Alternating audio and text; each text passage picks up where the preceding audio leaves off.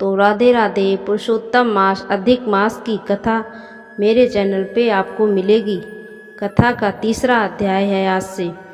ऋषिगण बोले, हे सूत जी, युधिष्ठिर के मित्र नारायण ने नारद जी से उत्तम वाक्य कहे, वह हमें विस्तार से सुनाइए। सूत जी बोले, हे ऋषियों, नारायण भगवान ने नारद जी को जो सुंदर वचन कहे थे वो जैसे सुने वैसे कहता हूँ, एकाग्र चित होकर सुनो। श्री नारायण बोले, हे नारद, भगवान श्री कृष्ण ने राजा युधिष्ठिर से जो कहा था वही मैं कहता हूँ।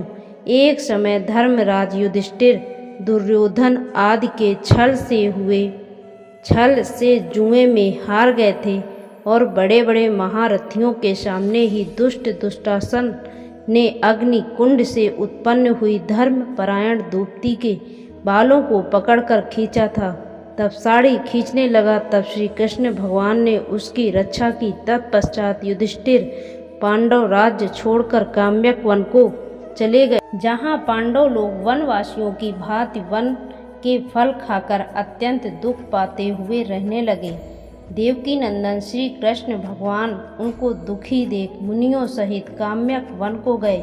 तब युधिष्ठिर, भीम, अर्जुन श्री कृष्ण भगवान को देखकर मानो देह में प्राण आ गया हो, झटपट उठे। प्रेम विलह की बड़ी प्रीत से मिले हुए नकुल सहदेव ने भी शीघ्र ही उनके चरण कमलों को प्रणाम किया। द्रौपदी ने भी कमजोरी वश धीरे धीरे चलकर प्रणाम किया। श्री कृष्ण ने युधिष्ठिर आदि भाइयों के रूरू में मृग के वस्त्र पहने और धूल से सने हुए रूखे शरीर और सिर के बाल बिखरे हुए दुखी रूप से देखा। उसी अवस्था में द्रौपदी को भी दुखी देख श्री कृष्ण भगवान अत्यंत दुखी हुए। जब विश्वात्मा भक्त वत्सल भगवान ने धृतराष्ट्र ने दुर्योधन सब पुत्रों को भस्म करने के लिए कोप किया, तब उनकी भ्रुकुटियाँ टेढ़ी हो गईं, आंखें चढ़ गईं। करोड़ों महाकाल जैसा उनका मुख विकराल हो गया, मानो प्रलय काल की अग्नि की लपटें उठी हों। दांतों को पीसते हुए ऐसा प्रतीत होने लगा मानो त्रिलोकी को सभी भस्म कर देंगे। इस प्रकार सीता जी के वियोग से संतप्त होकर श्री रामचंद्र को रावण पर क्रोध आया था, उसी प्रकार श्री कृष्ण का स्वरूप हो गया। तब अर्जुन श्री कृष्ण भगवान के इस स्वरूप को देखकर भय से थरथर काँप उठा और दोनों हाथ युधिष्ठिर और द्रौपदी सहित सब उनको प्रसन्न करने के लिए स्तुति करने लगे। अर्जुन बोले, हे कृष्ण, हे जगन्नाथ, हे नाथ, मैं जगत से बाहर नहीं हूँ। हे जगत के रक्षक, आप मेरी रक्षा करिए। इसके दृष्टि टेढ़ी करने मात्र से ब्रह्मा का भी पतन हो जाता है, उसके कोप से क्या नहीं हो सकता है, यह कौन नहीं जानता। अतः ये जगपते आप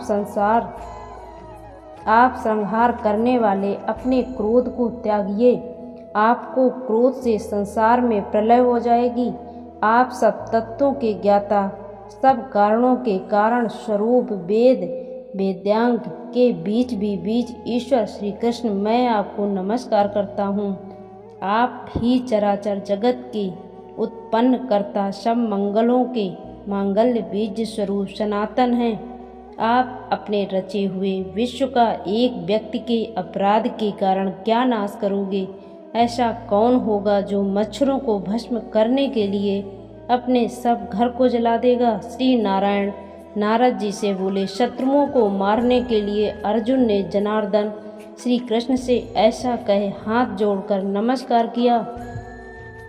सूत जी बोले, हे ऋषियों, जब श्री कृष्ण भगवान क्रोध त्याग कर चंद्रमा के समान शीतल हो गए, तब पांडवों ने श्री कृष्ण भगवान को शांत हुए देखकर मुख पाया। प्रेम से प्रफुल्लित मुख को देखकर युधिष्ठिर आदि सब ने श्री कृष्ण भगवान को प्रणाम किया और कंद मूल फल आदि उनकी पूजा की। श्री नारायण बोले, दीन बंधु भक्त वत्सल श्री कृष्ण भगवान को प्रसन्न जान मग्न को सिर झुका। हाथ अर्जुन ने बार बार प्रणाम किया। भगवान ने उन्हीं प्रश्नों के विषय में पूछा जिन प्रश्नों के सामने हमसे पूछा। अर्जुन इस प्रकार प्रश्नों को सुनकर श्री कृष्ण एक घड़ी मन में विचार कर मित्र पांडवों और पवित्रता द्रौपदी को ढांढस बंधाकर हित कर वचन बोले, हे महाराज, हे शत्रुओं के लिए जमे, अब मेरा उत्तर सुनो। तुमने ऐसा अपूर्व प्रश्न किया जिसका उत्तर देने में मैं समर्थ हूँ नहीं। यद्यपि इस प्रश्न का उत्तर गुण से भी गुण है और ऋषियों को भी अगण्य है, तो भी हे अर्जुन, मैं तुम्हारी मित्रता और भक्ति के कारणवश अवश्य बतलाऊंगा। हे पांडवों, इसका उत्तर बड़ा पेचीदा है, अतः क्रम से सुनो। आदि जो 11 महीने हैं, शुक्ल कृष्ण पक्ष और लव 60 रेणु घड़ी है, 60 पल या 24 मिनट याम है, 3 घंटे का समय त्रियामा है, 3 प्रहर का रात्रि, 6 वस्तुएं हैं, शिशिर वसंत ग्रीष्म वर्षा शरद और हेमंत मुहूर्त 12 क्षण या 48 मिनट हैं, दोनों अयन उत्तरायण दक्षिणायन हायन वर्ष और संवत और चांद्र सावन और ब्रह्मत्युग शक्तियुग द्वापर त्रेता द्वापर और कलयुग तथा प्रच्छाद से लेकर जितने कालवाचक हैं, एक संख्या से लेकर शंख महाशंख तक नदियां समस्त विश्व की सप्त सागर, क्षीर सागर, लवण सागर, दध सागर, घृत सागर, सुरा सागर, इच्छ सागर, स्वाद सागर, अयाद जल वाले कुंड, कालीह दय प्रसिद्ध कुआं, फूल लगे हुए नगर, गिर समूह, गोवर्धन, पुण्य, ऋषि पत्तन, ये सभी मूर्तिमान हैं जो अपने विशिष्ट गुणों से पूजे जाते हैं। उनमें उनका ऐसा कोई नहीं है जो अपने अधिकांशता देवों से वर्जित हो। सब अपने अपने समय में पूजे जाने पर फलदाता होते हैं। अपने अपने स्वामी के सहयोग के माध्यम से वो सभी सौभाग्यशाली हैं। हे अर्जुन, कदाचित उस समय अधिमास आया, उसको सब लोग असहाय, निंदी, अपूज्य, मलमास, रवि संक्रांति से वर्जित ऐसा कहते हैं।